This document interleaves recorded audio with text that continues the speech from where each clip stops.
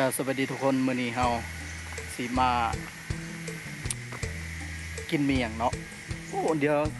ก่อนอื่นก็เฮาก็สิไปเก็บสิ่งผสมก่อนเดี๋ยวไปเบิ่งกันเลยตอนนี้เฮาก็มาฮอดบอนอันนั้นเรียบร้อยเนาะเอาหัวซิงไข่ก่อนเนาะนี่คือหัวซิงไข่ก่อนโอ้ลกเอาเลยยอดโอ้เปิดมือสังหารจั่วเนาะจั่วดวงซ้ำ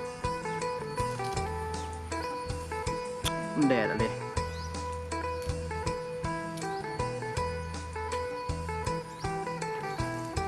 โอเคอะไร3-4 อันนะ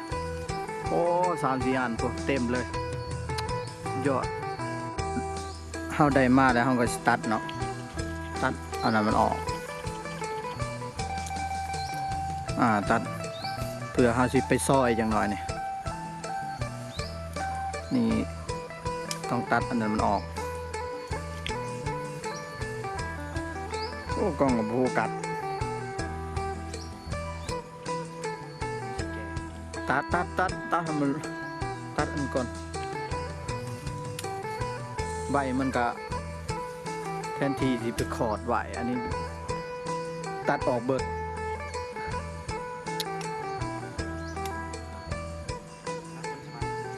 ผู้สิงไข่วัดออนไลน์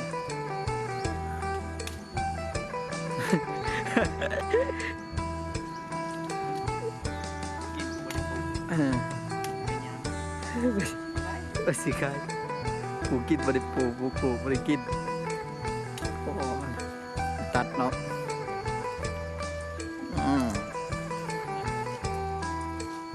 งามเลยมันยังไข่นี่แหละหัวบางใหญ่อยู่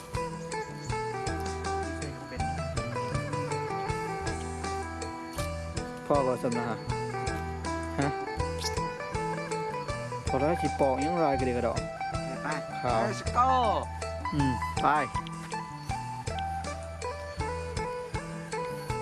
ไปขั้นตอนต่อไปคือเฮาสิต้องไปซอยแล้วจึงไปตำเนาะกินเมียงยังบ่ฮู้เนาะเดี๋ยวไปเบิ่งกันตอนนี้เฮาได้หัวชิงไข่มาแล้วเนาะนี่คือหัวชิงไข่เดี๋ยวเฮาไปเอาหน่อข่าย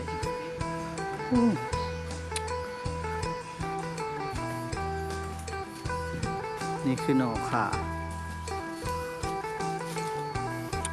เอาข้าวก็อยากได้บัดนี้เอานี่หน่อข่าเลยโยโดยสังหารมือจะดวงเห็ดดวงถิ่นทางอะไรนอคาเนาะนอคายุ่งกับลายวันนี้เอาเดี๋ยวไปสวัสดีครับทุกท่านตอนนี้กำลังแกะนอกค่ะขั้นตอนต่อไปก็ซิมาซอย let's go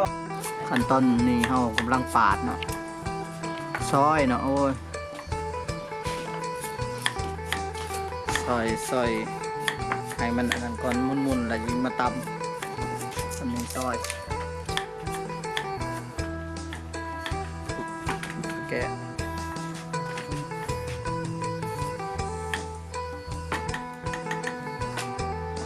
มันอยู่โฟกัสในคือซอย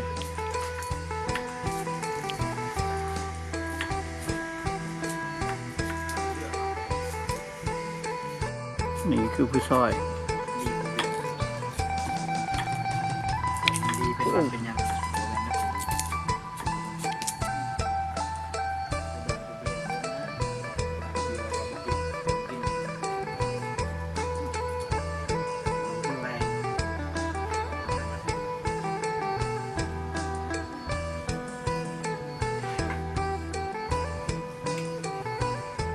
โอ้ยชิงเคอ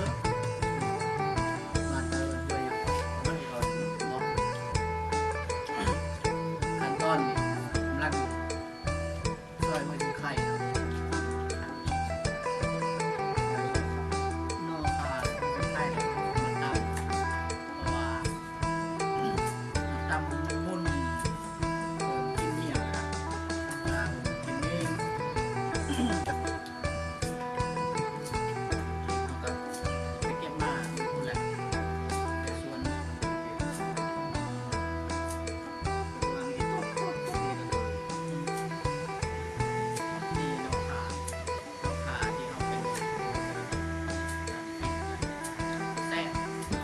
หลายเติบละ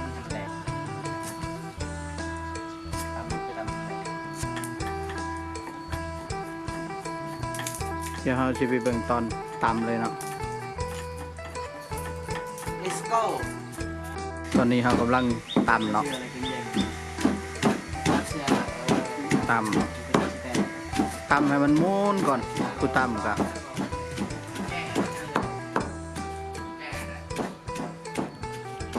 ผู้นั้นเอากระทินมาเนาะสิมากินนี่แหละนี่ยังเบิ่งกูตำ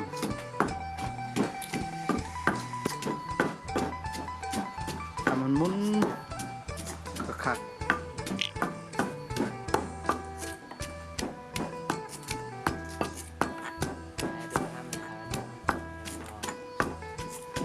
รอเลยนะยังบ่ต้องรอเบิ่งใน TikTok ก็ทั้งหมดเลยว่าทำไม คนดังได้ดิเนาะคนดัง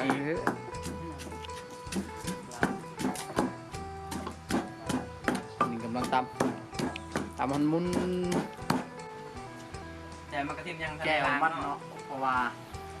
เข้าได้ของกินแล้วแต่ยังว่าแจวที่เขาจะมาคุยจับนะเนาะ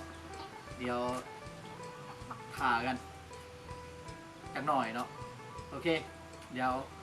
Let's go ไปเบิ่งกันจักหน่อยเนาะ ไอ้มึงอยู่วัดนะฮะกำลัง มาไปเลยแล้วนี่แจว อย่าไปดูอยู่นี่ มา อ๋ออยู่ประเทิง โอ้ยอด ยอดสุด ย ย อ อ ด ด สุดยอดแจวบอลลาย มากระทินนี่สุดยอดเลยมันเอาเนื้อโคกเอาสุดยอด แล้วเอาอยู่หนวดมันได้ นี่ Ừ. คือ แซ่บลืมให้เบิ่งเดี๋ยวยามันแซ่บอยู่แล้วแจวอ่ะ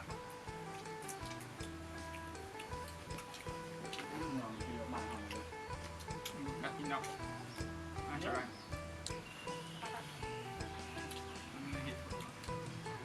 ใส่หน่อย ตัดรูปแขนยาวสุดยอดกินหนูมั้งยังก็กินไม่อยากกระเพราเลยขอบคุณนะครับ ยังไม่กินเท่าไร เดี๋ยวมันบดเองเนาะเนี่ยใครรู้จักยาดีกระเพาะครับแนะนำเพิ่นเลยนะนี่คนนี้ มีโรคติดตัว มันเจ็บมา4 ปีอ่ะปีที่4ดี นอกจากนี้มาแล้วนะ บ้างหนูเรียนของหวาน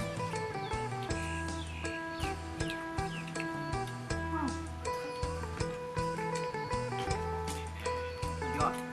แซ่บสีส้มๆนี่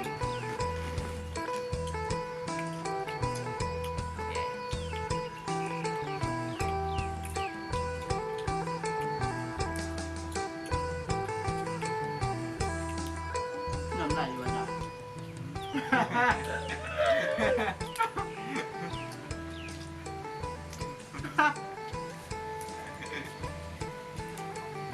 เขายังยำเนี่ยเลยมันแก่มันกระดิ่งแก่โคตร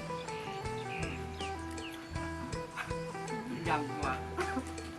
เมื่อกี้เราจะยำมาอย่างไรมันก็ยำให้กินแล้ว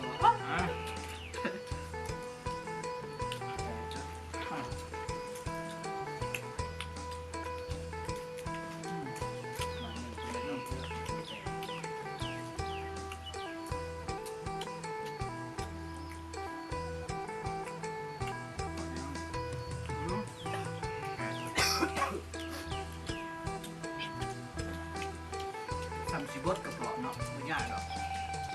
บดมากระทินกับเนี่ยก็มาเลย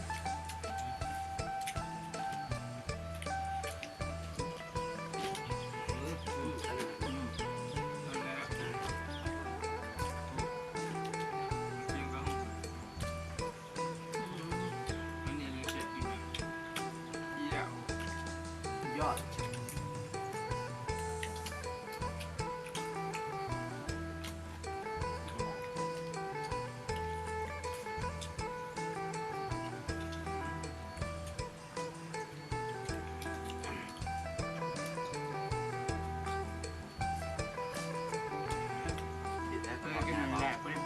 ทำเข่าจนเพลนเลยนี่ก็10 โมงอ่ะว่าอยู่10 โมงอ่ะ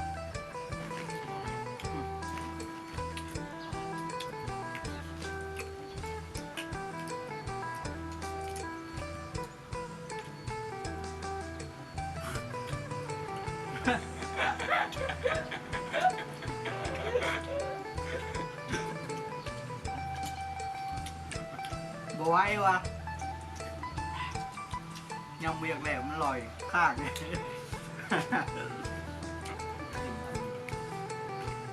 นี่แหละโอ้โหมันอ่อนแก่เฮ้ยแก่วะ เบิ่งดูยัง นี่มันก็ติด เบิ่งดูยัง โอ้มันต่างชาติเลยดูดินก็มีดูดินก็มีไก่ตัวบิ๊กเนี่ยไก่ตัวบิ๊กสีขาวน่ะ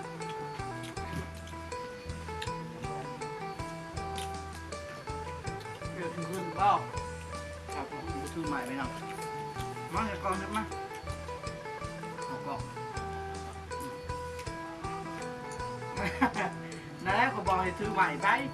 เอาไม่แม่นแล้ว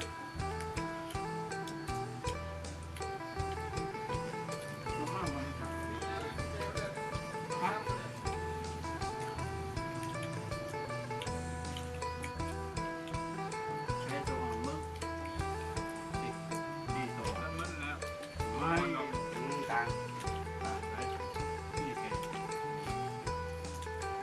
พรียม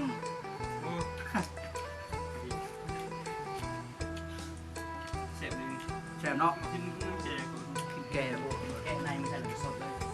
โอ้ได้ไรมันแก่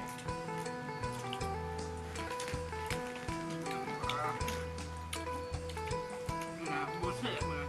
คือกินมันนอนแค่น้ำกินนะ ใส่คนกินแซ่บ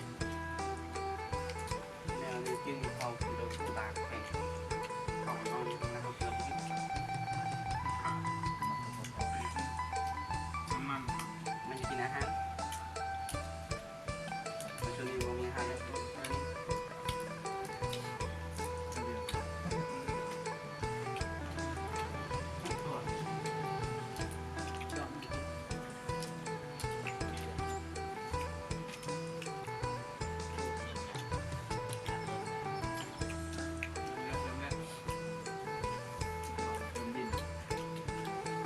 ซื้อ ตื่นไปเนี่ย บนหมูเพชรนะมันหมูเพชรนะฮะเดี๋ยว คิดดี ขึ้นเลยค่อยนะแรกแรกขึ้นเลยบดให้กระเพาะบดเองได้กระเพาะเขาเก่งอยู่แล้ว เขามีหน้าที่ แซ่บ กิน เขามีนาทีกิน บอต้องโดน นาทียังกระเพาะมันสั่งเลยมัน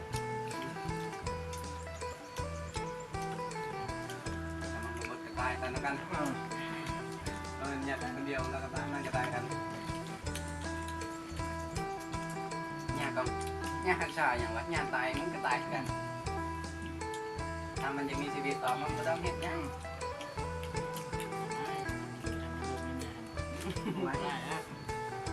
คิดนี่อะไรมีอะไรอยู่โอ้ยทำดีละแล้วร้านเขาอะไรผู้หญิงตายใจให้ผู้หญิงจะได้หรอตอนนี้เนาะปวดไปหลดนะให้เขาจะได้ลงมาทีละเห็นบอกเขาหรอนะจะได้ต้นผู้หญิงสมัยนี้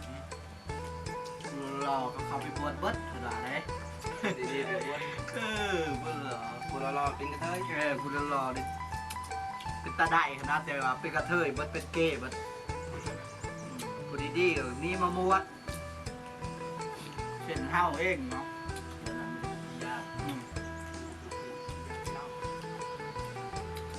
ถ้าแบบนี้เบิดผู้ชายทางนอกแบบนี้ก็นั่นมันมีกันกินเหล้ามัสลากินหมาได้ยังต่างๆจากกับโมเมนต์100%หรอก90% ที่ผู้ได้ดีๆนะการนั้นการชิปเปอร์เซ็นต์นี่มาบวชมั้ง นอนหมดแล้วเดินลงกระเพาะบดดูได้ มามา เดินลงกระเพาะบดได้ ฮะ เด็กผม มาด้วยตัวยากนะว่าชมนี่นะ ยัง ลอยข้าง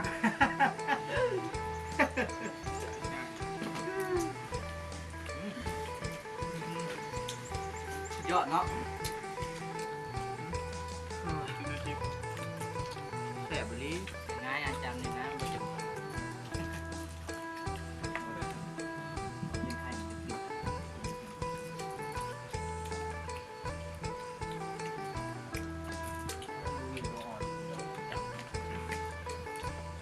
ใส่ตัวแก่ ก็ใส่ตุ๊กแกนี่ กินในนะ โอ้โห แกมีใน เยอะมาก งานมันว่ายิ่งแกยิ่งมันโอ้ค่ะแกเชื่อบอก แกมาไป เป็นมะพร้าวนะ เปลี่ยนยัง อย่ากินเลิก มาไม่ห่างแห้งดิ มา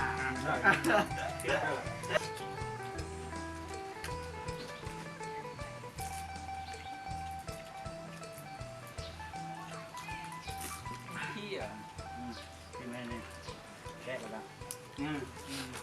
โอเคจ้ะ ตอนยังนอน จะได้ปิดคลิปเพียงเท่านี้เนาะเอากะกินมาหลายพอสมควรล่ะเอาเจอกันคลิปหน้าโอเค